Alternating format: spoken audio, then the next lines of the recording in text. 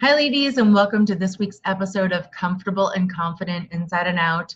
Are you a mom who struggles with work-life balance and craving some simple tips to get going?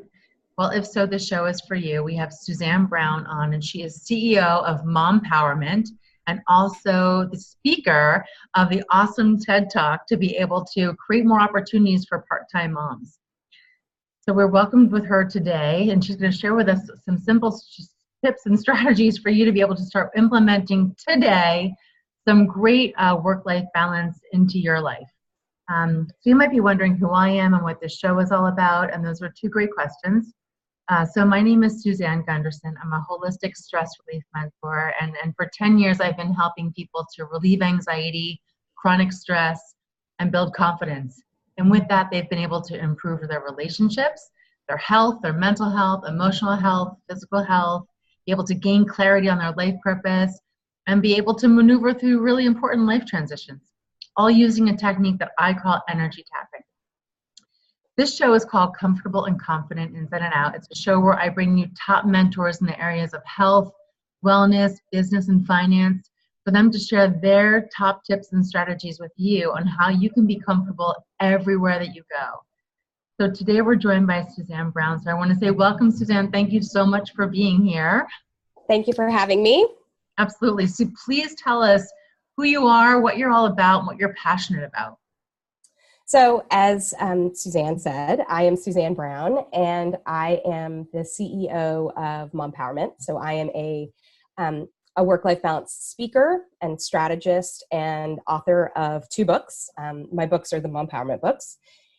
And my passion is really about empowering moms and empowering women in general to be able to create more of the work-life balance that they crave. I am definitely of the mindset that work-life balance is not a myth. It is actually doable. It might look a little bit different than you thought that it would when you were in school or before you had kids or before your kids moved out, whatever stage you're in. It might look a little different than what you had imagined in your head, but it is still very doable. And so I'm trying to empower working moms and working women to just think differently about what it looks like and how it can happen. And I give very practical tips. So you're definitely the practical mom, for sure. Absolutely. You're the practical mom. And if you're a mom who's watching and listening to this right now, no matter for where you're watching it on Facebook or YouTube, share with us in the comments. Are you a mom that struggles with work-life balance and thinks you have a certain idea of what that would look like for you and it's just not achievable? Share with us in the comments what it is that you're going through with any kind of struggle or stress about work-life balance. We definitely want to hear from you. Definitely. Well, and on that note, I'd love to be able to know if there are specific areas that you do struggle with, because the idea behind this is to give you very practical advice. I mean, that's really what it comes down to. So today I wanted to talk about 3 different areas. So I'm going to give 1 or 2 tips in each of those. So the first thing that I wanted to talk about is mindset. And this is something that Suzanne talks about in other ways and on other topics. But really, it's hard to create balance if you are in a very specific mindset and you're not able to shift or pivot. Mm-hmm. So the first thing is to don't think about work-life balance as I have to put it on my to-do list and check it off on a daily basis. That's not what work-life balance is about. It's really more of a long-term approach to your life. And being able to think about, and when I say long-term could be a week, a month, a quarter, a year. It really kind of depends on what's going on in your life. And it could be that you work like crazy Monday through Friday, and then Saturday and Sunday are completely about family or whatever organization you volunteer with, or about your extended family. Like, it can look a lot of different ways. Mm-hmm. But the idea is to not feel that pressure on a day-to-day basis. So that can be really helpful as you try to create more of the balance. And a second element to that is, instead of trying to make these huge sweeping changes, if you can focus more on small changes, you are going to have more success. It is going to be a more reasonable thing for you to create more of this balance that you want, because huge change is really hard. And sometimes you will need to make sweeping change. That might be a reality. But realistically, for most of us, small changes that you add up over time, over this long term, actually are much more reasonable, and you'll feel much more success, and you can create momentum. Yeah, I love that you're reminding us about that in this context, because we hear this message all the time: make small changes, but specifically when it comes to the work-life balance for working moms out there, what can you do that's the small thing that can help you start to build that momentum? I love that word too. So thank you for reminding us of that. So we're going to talk about one small change, and that is related to productivity. So I'm going to give you a formula. I rarely give formulas because, sorry, there's not like a perfect formula for creating balance, but I am going to give you a formula. Mm-hmm.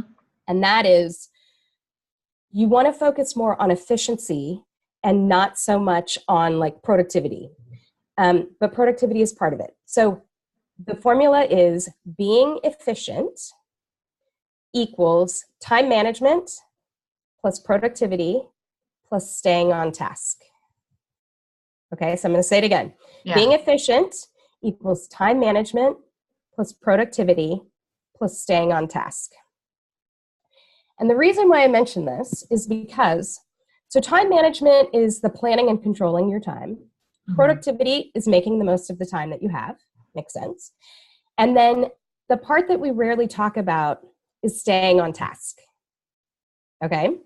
So if you think about it, so as an example, I have 3 blogs that I'm trying to write, and I tend to batch my work. So I'm trying to write 3 blogs. Let's say it takes me 35 minutes to actually write the blog, 10 minutes to review, adjust, do all those kinds of things, and then 15 minutes to find the visual and format it and put it into the actual, into WordPress. Mm-hmm. Okay. Now, as I'm doing my work, and it's like, oh, you know what? My friend Suzanne just came back from Bora Bora. I wonder if she's posted any pictures. So I'm going to go onto Facebook, and I'm going to see. And I look, and it's like, oh, wow, these pictures are amazing. And then I realize, oh, our mutual friend, Mary, who I haven't talked to in forever, comments. And I'm like, I wonder what Mary's doing. So then I go and I look on Mary's feed, and it's like, oh, she has, just life hosted, event. Yeah, whatever. And then I go there, and all of a sudden, 45 minutes have gone by. Yeah. Okay. So easy. Which in the black hole of social media, it is a real thing. So staying on task is really about the focus part, right? Like it's about keeping you on task with whatever it is that you need to achieve. So it's being able to make adjustments in each of those 3 areas that really helps you to use your time more effectively.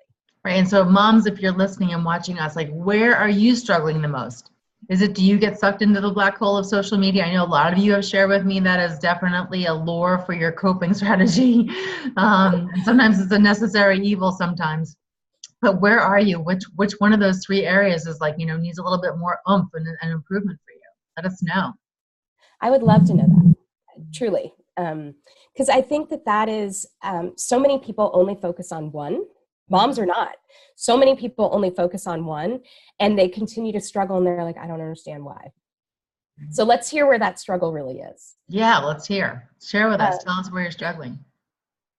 Okay, so the final area that we are going to talk about is boundaries. I'm looking over at my notes to make sure. Mm-hmm. Okay, so it's really hard for you to maximize your time if you don't have boundaries. I mean, let's be honest, it's like whether, when I said, okay, you're going to work like crazy Monday through Friday so that you have family time Saturday and Sunday. Well, that's hard to do if you're constantly getting interrupted by your manager or a junior person on your team or a vendor, whoever it is, or your client for that matter. Mm-hmm. Because whether you work as an entrepreneur or whether you work in a large company or a small company, we all have clients, right? Like they might be internal, they might be external. They might be huge pieces of business. They might be small pieces of business. Like, it all depends. But we all ultimately have clients. So you need boundaries. And a lot of times people say, well, that's great, but like, give me something real that I can do. And so my big tip in this area is to define an emergency. Okay? Define when people can actually infringe on your personal time. Mm-hmm. Because realistically, you might have a manager who sends you an email at 9:30. Now, that doesn't require you to respond at 9:35. That might be because your boss is also a working mom and she picked up her child early to go to a dentist appointment. She has to make up the time. Or it might be that you have a boss who's a night owl and that's when they totally hit their groove. So they're going to send this out. It doesn't mean you have to immediately respond. It means, I'm getting this off my plate. This is no longer my problem. This is your problem. And you know that you can work on that the next day. Mm-hmm. So it's defining those emergencies and having everyone be in agreement. So you, your team, your manager, senior leadership, your clients, your vendors, like, everybody's on the same page. So you don't get the interruptions when you go to happy hour for a friend's birthday, or when you're watching little Timmy's baseball, soccer match, or whatever. Yeah, or little Jane's mm-hmm. soccer match. Like, the idea is that you don't get those interruptions and you can have more of the boundaries that you're looking for. But if you don't define those emergencies, and it might be that you kind of set them and that's how they stay. It might be that you have to change them per project. It might be that you have to change them per phase of a project. It's sure, right? Mm-hmm. Yeah. If you have a project that lasts 18 months, you are probably going to have to rethink through emergencies over the course of those 18 months. It might change from time to time. And it's also an opportunity for you to know who creates those kinds of emergency situations. That way you can go, oh, it's always this person that does stuff at the last minute. Yeah. Maybe you be a little more proactive with that person to be like, and I've got some personal time coming up. So what is it that, you haven't told me yet that I need to know about? That way I can make sure I can protect my personal time. Well, and it's also a chance to empower your team, mm-hmm. right? Okay, junior person on the team, I've noticed that you keep coming to me, this is a problem you can solve. Let me help you feel more empowered to make that change, mm-hmm. right? So you can look at it a lot of different ways. But I think if you don't have those emergencies defined, then it is harder to have the balance. And I've had conversations even with my friends where they've said, what if an emergency comes up? I can't have it like that. And it's like, okay, if an emergency is happening every day, there's a problem. That's a totally different issue that you need to address. So true. But you can't say, I can't have balance because what if? Mm-hmm. Like, just set the stage for the what if. And it's a simple thing that might require more than one conversation. I mean, it will likely require more than one conversation, let's be honest. But I think that having those things in place just make the other pieces more doable. It makes it more of a reality. And that way you can be present with your family, because I think that's the thing that can be really hard. If you're constantly... So ladies, if you're listening, share with us, do you have boundaries in place right now with work, or is this a new idea? Or maybe you were doing it but didn't realize that that's what it was, or maybe you're realizing now that you've got to refine a little bit more of it. That way you're really more protective of your personal time and not being so reactive to, we're so, in America at least, we're so conditioned in the corporate world to just, it's on our plate, get it off our plate, no matter if it's a small or a big thing, because we don't know when the big thing is coming. But you've got to just be able to pace yourself a little bit more, and then know and have awareness of what's going on out there. That way you can put these boundaries in place. So I love that. But share with us if this is a struggle for you, or if this is a new idea for you, or this could help for you. And I'll actually ask another piece, which is very much related to this, and that is, or actually another question that I have for you all, which is, do you struggle with saying no? Oh yeah, that's a big thing that we talk about in this group for sure. Is learning to say, we're saying yes to everybody else, and that's denying ourselves and denying our time and denying our peace of mind. Yeah, big one. I mean, because ultimately saying no to one thing is saying yes to something else. Right? I mean, that's really kind of what it comes down to. So So that's a piece I'm super curious about, because it is that ability to say no in a lot of different forms really makes a difference, especially when you're defining boundaries and you're trying to be more present. Right. And that's on both sides. It's the ability to say no to your kids or to your significant other of like, no, I can't deal with that right now because I have to get work done. So it's not only a work thing, you know? I think boundaries in general, I will actually say defining boundaries can be a personal thing too. You know, I say to my children, it's the 3 B's that you can interrupt me when I have like a client. I try to end my day before my boys come home from school, but there are 3 B's. You have to have something broken. You've got to be bleeding, or you've got to be barfing in order to interrupt me, because fighting over Legos, not an emergency to me. No, you all can deal with that. You know, the wondering if you can watch another 15-minute program on TV, not my problem. Like we said, one program, that's it. Is it one of the 3 B's? Don't knock on the door. Yeah, I mean, you're so practical. She's a practical mom. She is the practical mom. Oh my goodness, yeah. But you know, but I think that made a change. And the reason why I figured that out was because I was being interviewed on a live radio program. Mm-hmm. And my child was like knocking on the door, like full force, because he couldn't get the TV to work. Mm-hmm. And I said, you can watch a TV program. And my older son just walked away. He's like, I'm not going near this. It's not working. I'm just going to go find something else to do. And my younger son just kept at it. And I was like, okay, we're going to redefine what an emergency is. Yeah. And then feel good enough to express that and share that as your truth. That way you can say no and mean it, because you've said, here's the boundary. Yeah. You have to stick to your guns. I mean, I know that can be harder to do on the work side, but it is, you know, people knew when I went on vacation in the past, when I'm on vacation, like literally there has to be like cosmic meltdown for me to be interrupted. And part of what we would do is we would travel internationally to like remote destinations where there was no phone connection. I could barely find a place to check email, you know, and we did that by design. And my husband was the same way, or else he would have been interrupted all the time. Right. With, sure.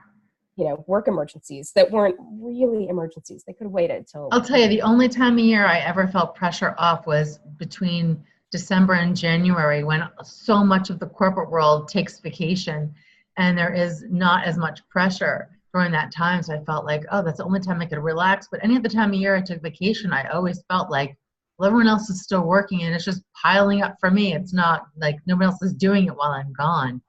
And then there's that, you know, like, oh, well, I don't want to be that cog in the wheel kind of thing. But truly, you're not going to be an effective person in your role unless you're having more balance in your life. And I think that that's what you're sharing with us, is that we have to take a look at the landscape and get aware of where we're allowing things to infringe on our time, whether it's even the social media black holes that we're doing to ourselves, lack of time management, or not having the right focus about things, or not having the right boundaries in place. So these are great, simple steps to, you know, we can start to look at in our own lives right now. So we can say, where are we doing this? And where can we start, you know, having, you know, a different perspective about it and how we approach it. And that's going to give us back some time to make us feel like we can be present with our kids and our family, or whatever it is that we choose to do at that personal time. So I love all of this conversation. Thank you so much for this. It's been very, very enlightening. And hopefully that gives the women and the moms who are watching and listening just a pause to think, you know, is this part of the challenge? Like, is this what's getting in the way? Is this what's holding me back? Is this what's keeping me from being the mom that I want to be? Because sometimes you just need somebody to shine a light on it in a different way in order to realize this is one of the bad habits that you've developed over the years. Yep, absolutely. Yeah, and That's the part of my job I love, is to share that light so that people can have awareness and new point of view, which brings them that relief that allows for the change that they're really so desperately wanting. So if you're a mom who has been craving more of a work-life balance and just feels like it's totally out of control, follow some of Suzanne's simple strategies here and let us know. Put it in the comments and share with us. Or if you have any questions, let us know. And also, all of Suzanne Brown's contact information is going to be in the description box of this video, no matter where you're watching it, so you can get in touch with her. Definitely go to her website, watch her TED Talk. It's fabulous. You know, get in touch with her. She's the CEO of her own Mompowerment, so that you can really start to reclaim, you know, the time in your life to be effective in all areas of your life. And she's so practical, so practical. So thank you, Suzanne, so much for being here. I really appreciate your time and all of your wisdom and sharing it with everyone that's been watching. Thank you for having me, Suzanne. I appreciate it. And I will actually say one thing for all of the stuff that Suzanne is putting out there, and I would love for you to do it for mine as well. If there are things that you are finding that help you, share them with your friends. Tell your friends about them. And because the point is to continue to have that ripple effect of the things that you learn in this group, to be able to have other moms use those ideas as well. You know, and it's not only about balance, it's about just all of the areas of feeling more empowered to be the person that you want to be. I mean, that's ultimately what Suzanne is creating here. Yeah. So being able to share those things with your friends and, you know, with your sister, with your siblings, with your colleagues, like whoever it is only going to help the rest of the women in your tribe. So yeah, I'm always so flattered when I wake up in the morning and I know that there's a group member as a part of my Facebook group who invited 10 of her friends. Yeah. And because I realized that she's then appreciated some type of value or wisdom that she's learned and absorbed and embodied that she wants to now share with her friends. I'm always so grateful and appreciative that people are sharing in that ripple effect. So certainly if you learned something here today that you can put into practice for yourself and it makes sense for you, share it with another woman. You know, today is actually Thursday, right? So every Thursday in our group, we do a Smiling Thursdays, which means to just, you know, wink, smile, share some type of a glance with another woman to give them permission, you know, to be more of that to themselves. And I want to have this be part of that momentum as well. So if you're sharing something like you learned today, have that be part of how you're sharing and you're smiling today. Yay. Yeah. Well, thank you so much, everyone, for listening and watching. This show is called Comfortable, Confident, Inside and Out.